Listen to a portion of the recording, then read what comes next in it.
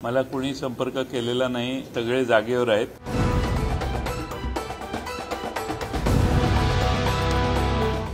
काँग्रेस नेते बाबा सिद्दीकी, माजी खासदार मिलिंद देवरा, माजी मुख्यमंत्री अशोक चव्हाण यांनी अजित पवार गट, शिवसेना शिंदे गट आणि भारतीय जनता पार्टीमध्ये प्रवेश केलाय।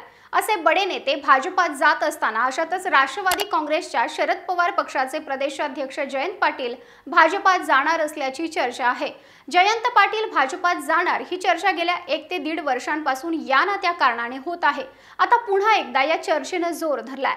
त्यामुळे खरंच जयंत पाटील भाजपात जातील या शक्यतेमागची काय कारणं असू शकतात या व्हिडिओमधून जाणून घेऊयात। नमस्कार, मी माधुरी कुमकर, तुम्ही पाहताय for the people news. Jayant Patil हे राष्ट्रवादी काँग्रेसचे पहिल्या फळीतले मोठे नेते आहेत। शरद पवारांचे खंदे समर्थक, विश्वासू नेते म्हणून जयंत पाटील ओळखले जातात। अजितदादांनी राष्ट्रवादीमध्ये बंड केलं त्यावेळी प्रफुल्ल पटेल, दिलीप वळसे पाटील, सुनील तटकरे, छगन भुजबळ यांच्यासारख्या अनेक दिग्गज नेत्यांनी शरद पवार यांची साथ सोडली। मात्र जयंत पाटील यांनी शरद पवारांचं बोट सोडलं नाही। जयंत पाटील यांना आपल्याकडे वळवण्यासाठी भाजपने अनेक फासे टाकले, मात्र जयंत पाटील काही गळाला लागले नाहीत।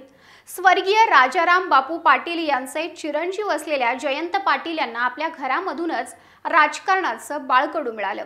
राजाराम बापू पाटील हे काँग्रेस पक्षाचे प्रदेशाध्यक्ष होते, तर जयंत पाटलांना वडिलांकडूनच राजकारणाचे धडे मिळाले।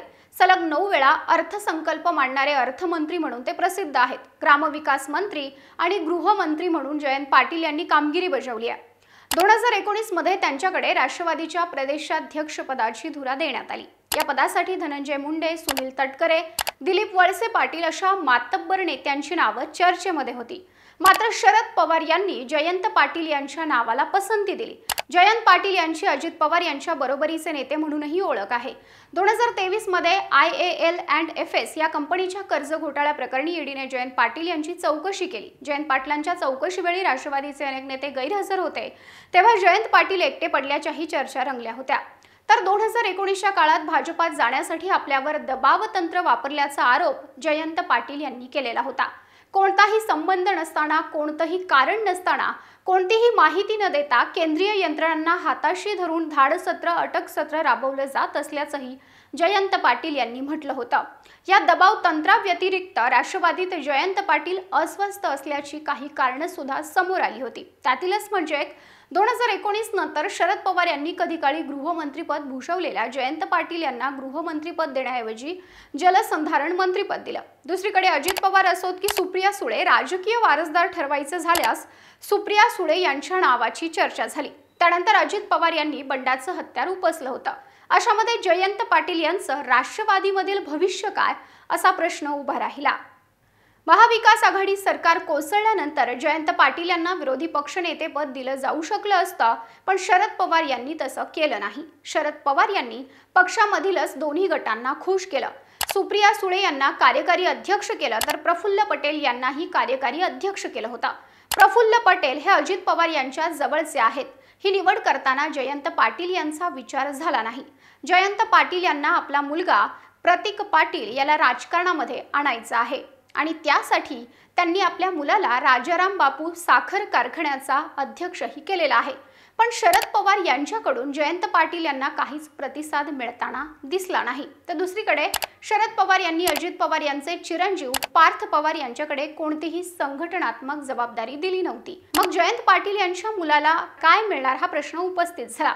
राष्ट्रवादी एकसंध असताना जयंत पाटील आणि अजित पवार यांच्यामध्ये फार समन्वय असल्याचं सुद्धा दिसून आलं नाही। अजित पवार आणि जयंत पाटील यांच्यामध्ये अनेकदा खटके उडाल्याचं सुद्धा पाहायला मिळालं आहे।